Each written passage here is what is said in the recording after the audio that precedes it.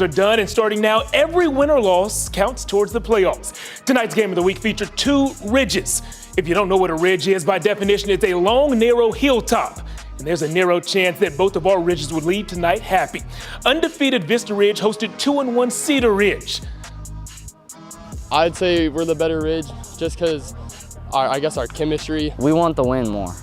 I know we do. I know I do. I'm excited, man. We get to bring Vista their first loss of the year. Instead of Cedar Park, we call it Vista Ridge, Texas. So it's a fun place to be right now. Well, the good thing about these guys is they say they will fight your butt off. I can't emphasize it enough. Like, our chemistry is really good. 3-0, they're expecting to win, and we're going to come out and throw a punch. I like to think that we're going to end up being the tougher team. We got the purple and black, you know what I'm saying? We just work harder. We got a lot of hardworking people over here. Work hard, stay focused, stay locked in, and get after it. It's going to be a great opportunity to go over there, represent our school, represent this side of the town. Go CR. It is Cedar Ridge and Vista Ridge in our game of the week. First quarter, Vista Ridge's Grant Anderson playing like Anders' son, and her father, and her grandpa named Chuck. Grant used generations of strength on that goal line carry. Then check this out, I just love the play design. Fake screen to one guy, then a real screen to another. James Hester showed himself the end zone, and then showed out with a little dance right there after the touchdown. And speaking of showing out, Cedar Ridge's Reese Brooks just ripped through the defender's arms after he caught that. Nobody back there to stop him, just the goalpost. And the goalpost did not make the tackle. Cedar Ridge kept it close for a while, but Vista Ridge remains undefeated. Final score in this one, 28-7. After the game, we caught up with the Rangers head coach, Chad Scott. We got great momentum right now. We're obviously on a win streak. We've got to be careful not to let complacency set in and trust the process what got us here. All the preparation that goes into these wins. It's not as easy as just showing up, right? You put in the work and then the results come. One of our words of the week was preparation, and I think it starts there. Our defensive staff, led by Coach Thompson, has just prepared our staff and then our players. It almost feels like we've played the game before we actually play the game on Friday night. We're playing sound ball. Guys are flying around. It feels like we've multiplied our defense. I know there's only 11 on the field, but when you run so hard, it feels like you got 12 sometimes. Like the sound of that. I also like that they have words of the week. Really cool coaching philosophy there. Hey, just like Vista Ridge, Weiss entered the day undefeated. The Wolves have a first-year head coach in Vernon Hughes, who's the brains behind one of the best offenses in town. A D1 quarterback and two Power 5 wide receivers make it look easy at times this season, but would that remain the case tonight against a New Braunfels team that actually beat the Wolves last year?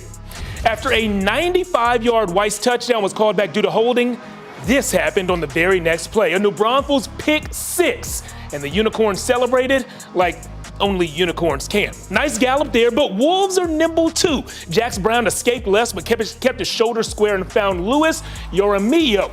Next, it's down the left sideline for Braden Woolley.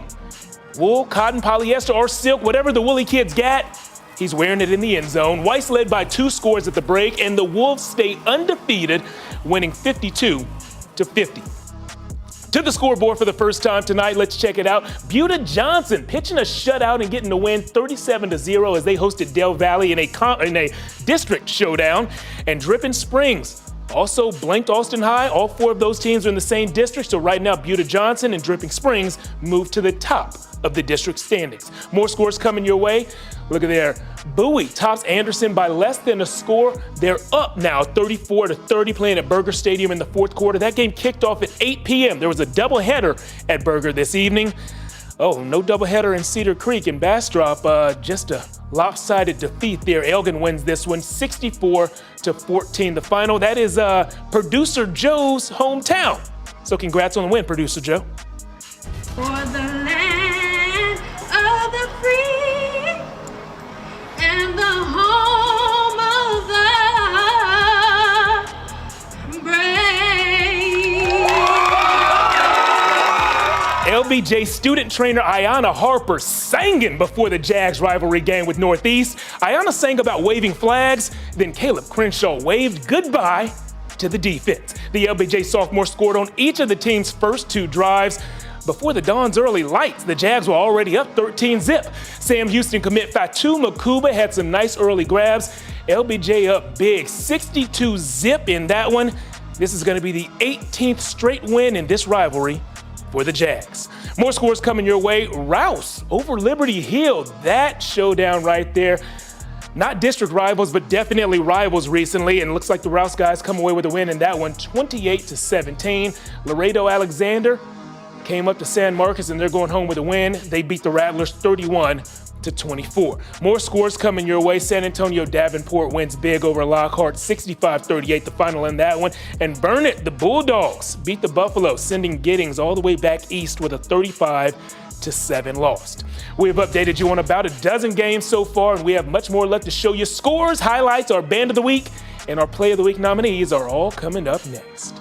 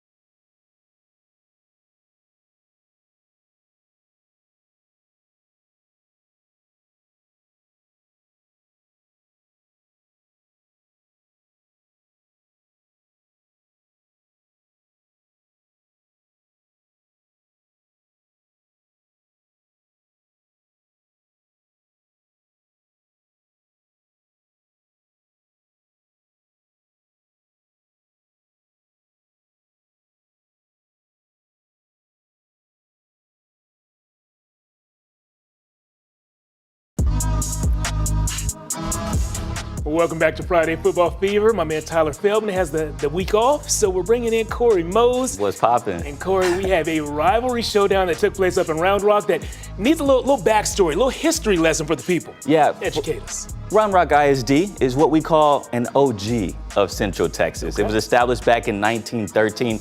Through its first 79 years, only 2 high schools existed, Round Rock and Westwood. So they don't like each other then, huh? Of course not. They got some beef. Yeah, now a railroad track exists between the two campuses. It separates them. So every time the Dragons and Warriors play football, the winner takes home a railroad bell. Thus, the Battle of the Bell was born. And Jeff, Westwood hasn't won the Battle of the Bell since 2017, but the Warriors entered tonight undefeated, and Round Rock surprisingly was 0-3. Plays like these could be why, though. Reggie Hurley running the rock, but Ananias Van swipes it like that fox from Dora. He'll take it into Dragon territory, but Westwood wouldn't capitalize. So thankfully, Reggie redeemed himself on the next drive. Option play, and Mason Cochran pitches it at the perfect time for a walk-in touchdown. Round Rock strikes first. But the Warriors have a great running back too, Damani Stewart, a.k.a. the Jamaican Jukester. Jeff, nobody calls him that. I'm just hoping it sticks, okay? He finds pay dirt and ties things up. This one would come down to the wire as the Dragons soar past Westwood, though, 24-21. Jamaican Jukester. I like that. All Let's right. make that one stick. Bet. All right. Let's also give you some scores here. Wimberley, they stay perfect on the season, 48-10. The Texans trying to make it back to the state championship game. And Gerald falls in a high-scoring game there, 75-44. Hillsboro wins that over the Cougars. More scores coming your way. Lago Vista and LaGrange, 2-score game in the fourth quarter right now. The Vikings are up 35-20, and Marble Falls shutout win for Kerrville-Tybee, 34-0, the final score there. Hey, back to the highlights. Manor hosting McNeil. Mavs quarterback Jaden Schultz found Dayron Calhoun, who's tiptoeing like everyone in the house is asleep. You know, some need their beauty rest more than others, so stay quiet. Moments later, it's Schultz to Nicholas Vols. To the window. Hey, to the wall. Yeah. Hey. Little John, nothing little about that play. You knew Maynard would respond eventually. Titus Petway knows the way to the end zone. One cut, a few stiff arms, put the Mustangs on the board. Petway had 4 rushing touchdowns. Maynard comes back and wins this one. Final score 42-31. Yeah, 4 tutties tonight? Jeez, that's a bad man. All right. It was also a bad outcome for Giddings tonight as Burnett wins 35-7. And then Maynard New Tech. Sheesh, I wish they saw a new score tonight over San Antonio Young Men's Leadership Academy, 52-6. More scores here. South San Antonio West Campus. Still don't know the score for that one. We're looking for it. Couldn't update it there, but we have Llano and Coleman. Llano took the L though, 26-20. All right, well, guys, every single week this season, we're going to showcase one group as our band of the week. This week, that honor goes to the band from Cedar Park. They played loud and proud. Let's go ahead and take a listen.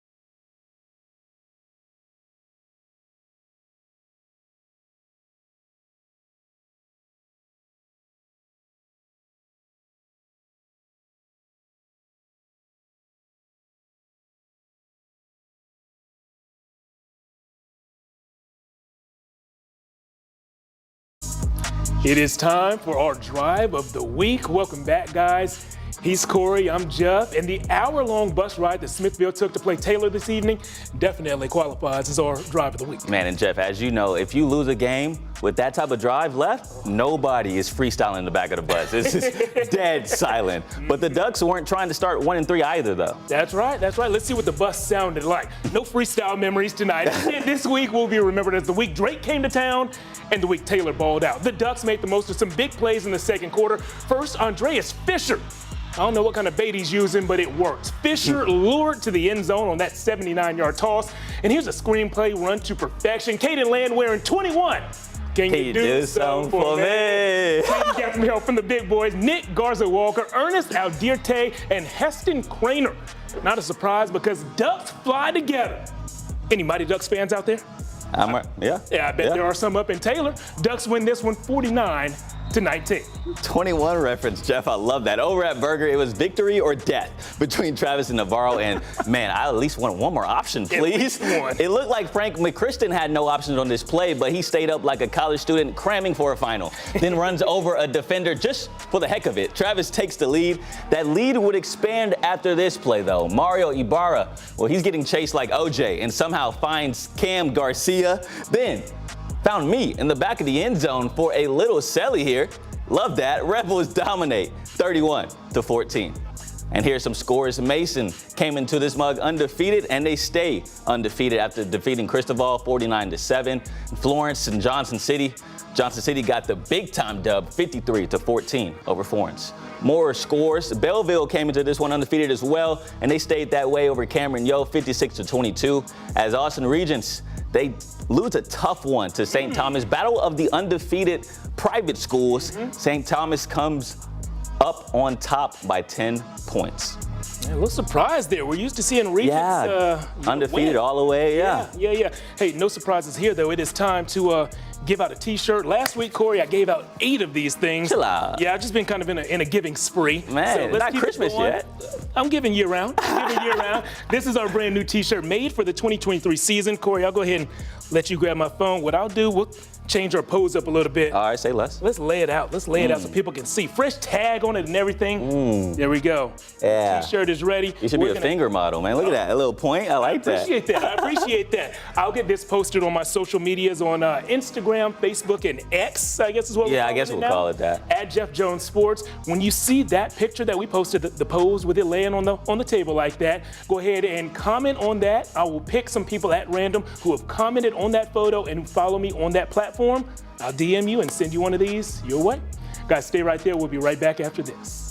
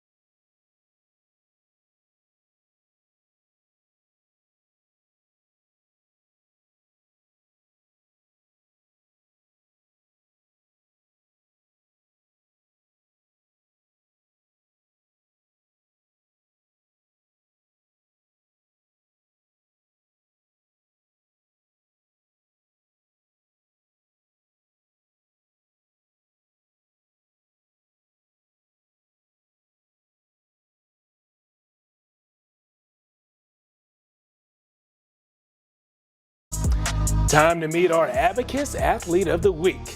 Guys, welcome back to Friday Football Fever. And Corey, as you know, each week this season, we're going to do something special to celebrate some local kids. We're going to feature one student as our Abacus Athlete of the Week. And this week, Jeff, we got a good one, okay? After leading a comeback win for McCallum last night against Crockett, running back Mitchell Butler is our Athlete of the Week. And man, it was lit after the game when we broke the news.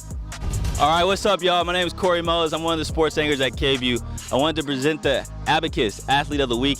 It's going to go to Mitchell Butler. Where you at?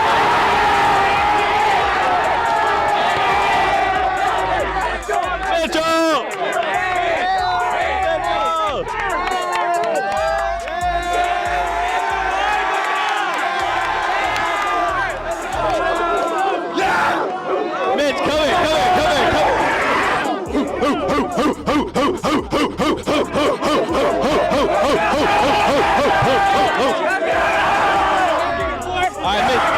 ask you a couple questions. First off, bloody nose. Oh my goodness. Yeah, he clocked me in the face good. I'm about to say, what was this game like? It seemed like you just kept getting stronger and stronger throughout the game, and it's a tough nose game. Clearly.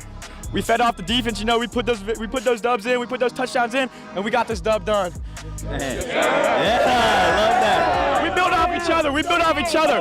We're all family around here, you know. We do it for each other. Let's go. We got that dub, baby. Let's go. Let's go. One more question. Let me get one more question. Y'all ready to tee up right now. I love that. One more question for you.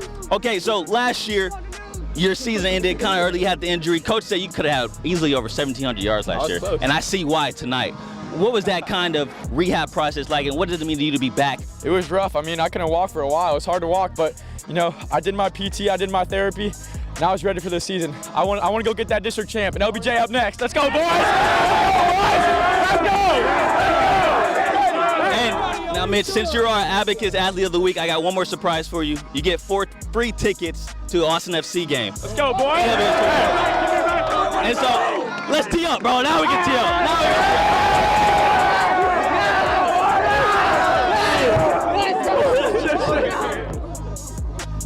Corey, you said tee up. Now, Yeah. my generation, that's technical foul. That's not a good thing. What are we? Turned up. Oh. Let's get turned up. Yeah, Okay. that's what the kids are saying nowadays. All right, cool. Well, the guys sure did get teed up.